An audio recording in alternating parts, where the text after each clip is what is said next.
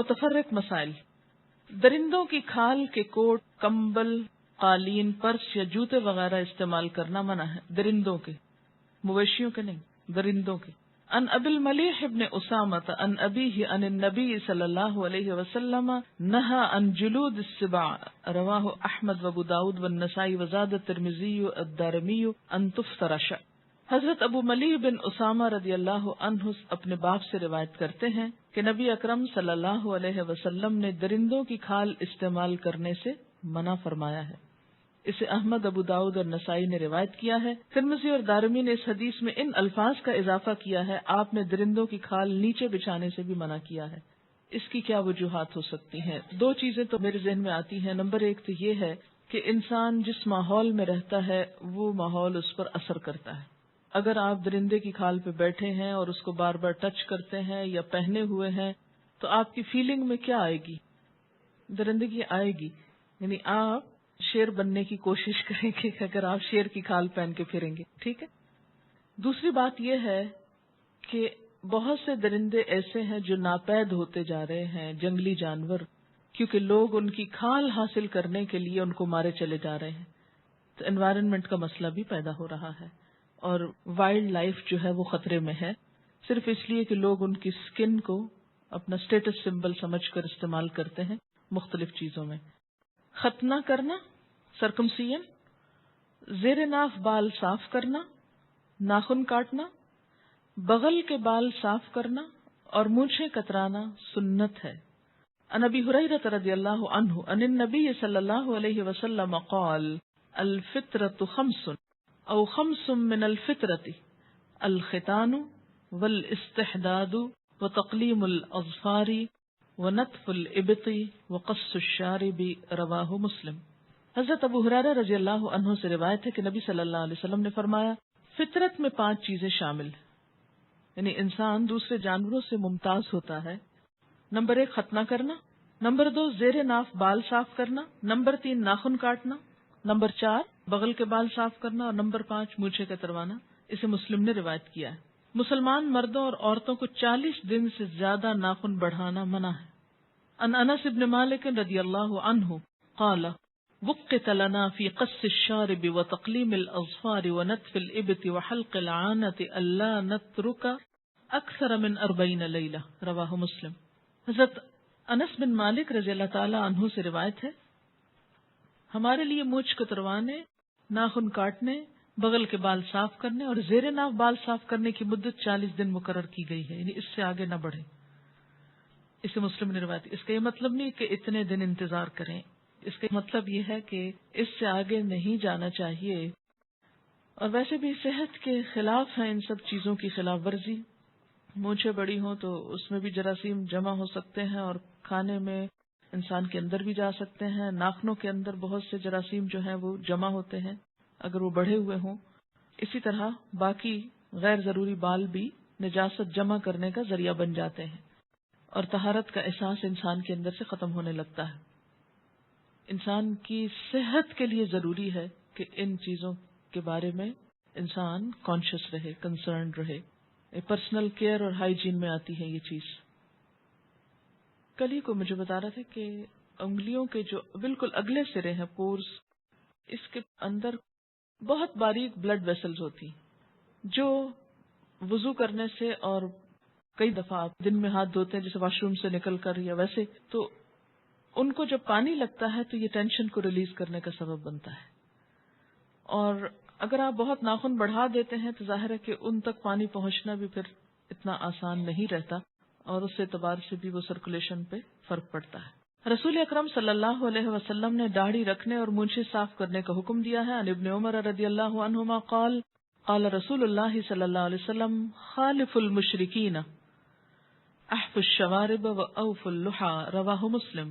حضرت عبداللہ بن عمر رضی اللہ عنہما سے روایت ہے کہ نبی صلی اللہ علیہ وسلم نے فرمایا مشرکوں کی مخالفت کرو، داڑھی رکھو اور مونچھیں صاف کراؤ. اسے مسلم نے روایت کیا ہے. سو کر اٹھنے کے بعد 3 مرتبہ ہاتھ دھونے کے بعد کسی چیز کو ہاتھ لگانا چاہیے. یعنی اور مواقع مثلا کھانے سے پہلے ہاتھ دھونا ضروری، واش روم سے نکل کر ہاتھ دھونا ضروری، نماز میں ہاتھ دھونا ضروری. کسی بھی صاف چیز کو پکڑنے سے پہلے اگر ہاتھ پہ کوئی نجاست لگی ہے اس وقت میلے ہاتھوں کو دھونا. اور خاص طور پر یہاں ایک اور ادب سکھایا گیا کہ سو کر اٹھنے کے بعد بھی.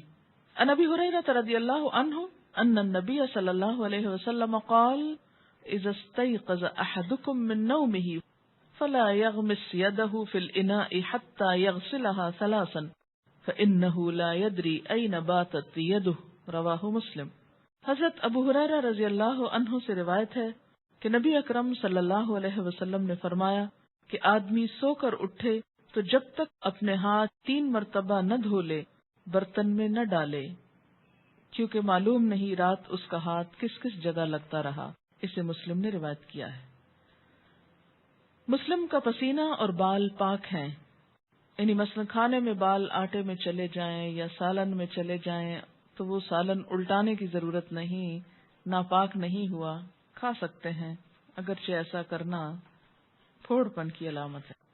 عن انس بن مالک رضی اللہ عنہ ان ام سلیم رضی اللہ عنہا كانت تبسط للنبي صلی اللہ علیہ وسلم نتعا فيقيل عندها على ذلك النتع فإذا قام أخذت من عرقه وشعره فجمعته في قارورة ثم جعلته في سكة. رواه البخاری. حضرت انس بن مالک رضی اللہ عنہ سے روایت ہے کہ حضرت ام سلیم رضی اللہ عنہا رسول اللہ صلی اللہ علیہ وسلم کا بستر بچھا دیا کرتی تھی. آپ صلی اللہ علیہ وسلم اس پر دوپہر کو آرام فرمایا کرتے. جب آپ جاگتے تو ام سلیم آپ کے پسینے اور بالوں کو ایک شیشے میں جمع کر لیتی اور انہیں خوشبو میں ملا دیا کرتی. اسے بخاری نے روایت کیا ہے. نیند سے اٹھنے کے بعد ہاتھ منہ دھوئے بغیر یا وضو کیے بغیر زبانی قرآن پاک کی تلاوت کرنا، ذکر کرنا یا دعا وغیرہ مانگنا جائز ہے.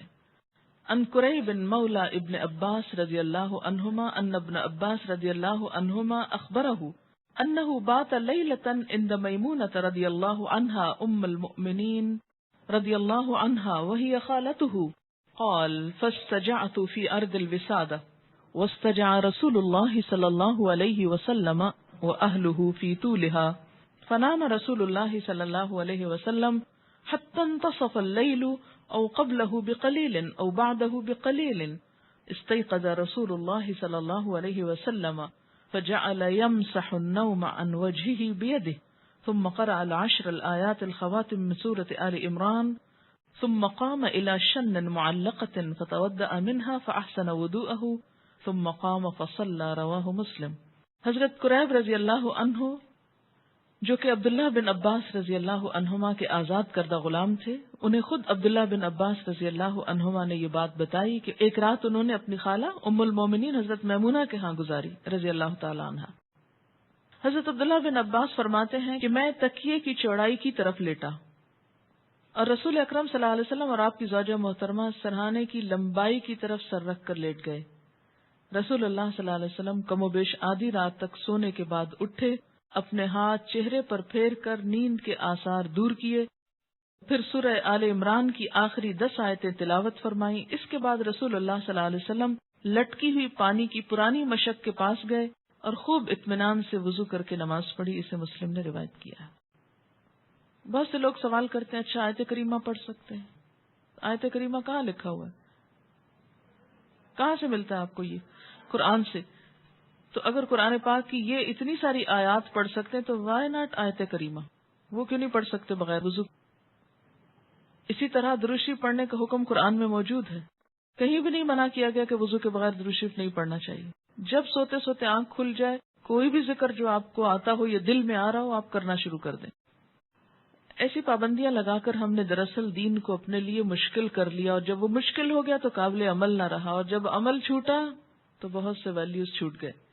ان حذیفہ رضی اللہ عنہ قال کان النبی صلی اللہ علیہ وسلم اذا اراد ان ینام قال بسمک اللہم اموت واحیا واذا استيقظ من منامه قال الحمد للہ الذی احیانا بعدما اماتنا والیہ النشور. رواہ البخاری. حضرت حذیفہ رضی اللہ عنہ کہتے ہیں کہ نبی اکرم صلی اللہ علیہ وسلم سونا چاہتے تو فرماتے بسمک اللہم اموت و احیا، یا اللہ میں تیرے نام کی برکت سے سوتا اور جاگتا ہوں. پھر جب نیند سے جاگتے تو فرماتے الحمدللہ الذی احیانا بعد ما اماتنا والیہ النشور. اللہ کا شکر ہے جس نے ہمیں سونے کے بعد جگا دیا اور ہم سب کو مرنے کے بعد اسی کے پاس جانا ہے. اسے بخاری نے روایت کیا ہے. بچپن میں کسی وجہ سے ختنہ نہ ہوا ہو تو زندگی کے کسی بھی حصے میں ختنہ کیا جا سکتا ہے. عن ابی ہریرہ رضی اللہ عنہ قال قال رسول اللہ صلی اللہ علیہ وسلم اختتن ابراہیم علیہ السلام وهو ابن 80 سنة بالقدوم رواہ البخاری. حضرت ابو ہریرہ رضی اللہ عنہ سے روایت ہے کہ رسول اللہ صلی اللہ علیہ وسلم نے فرمایا حضرت ابراہیم علیہ السلام نے 80 سال کی عمر میں تیشہ سے ختنہ کیا. اوزار کا نام ہے تیشہ. اسے بخاری نے روایت کیا. سر کا کچھ حصہ موڑنا اور کچھ حصہ چھوڑ دینا منع ہے. عن ابن عمر رضی اللہ عنہما قال سمعت النبی صلی اللہ علیہ وسلم ينهى عن القزع قیل لنافع ما القزع قال يحلق بعد رأس الصبي ويترك البعض متفق علیہ. حضرت عبداللہ بن عمر رضی اللہ عنہما سے روایت ہے میں نے نبی صلی اللہ علیہ وسلم کو قزع سے منع فرماتے ہوئے سنا. حدیث کے راوی حضرت نافع سے پوچھا گیا قزع کیا ہے؟ انہوں نے کہا بچے کے سر کا ایک حصہ منڈوا دینا اور ایک حصہ چھوڑ دینا. آپ نے آج کل بھی دیکھا ہوگا کہ بعض لوگ بچوں کی لٹ چھوڑ دیتے ہیں، یعنی سارا سر منڈوا دیتے ہیں، ایک حصہ یہاں سے نہیں مونڈتے اور وہ لمبی ہوتے رہتے حتیٰ کہ وہ بال بہت لمبے. میں نے خود کئی بچوں کے اس طرح کے بال دیکھے ہیں. منت ہوتی ہے، نظر مانی ہوتی کسی کے نام کی. جب وہ بڑے ہو جاتے ہیں، خاص عمر کو پہنچتے ہیں، تو پھر وہ کاٹ کر بال کسی خاص جگہ پہ لے جاتے ہیں اور وہاں دیگ وغیرہ چڑھاتے ہیں. جی ہندو کرتے ہیں ایسے. جی تو ایسے کام سے منع کیا گیا. یا بیچ میں کچھ پیچز کاٹ کے ڈیزائن بنانا یا اس طرح کے کام یہ پسندیدہ نہیں ہے.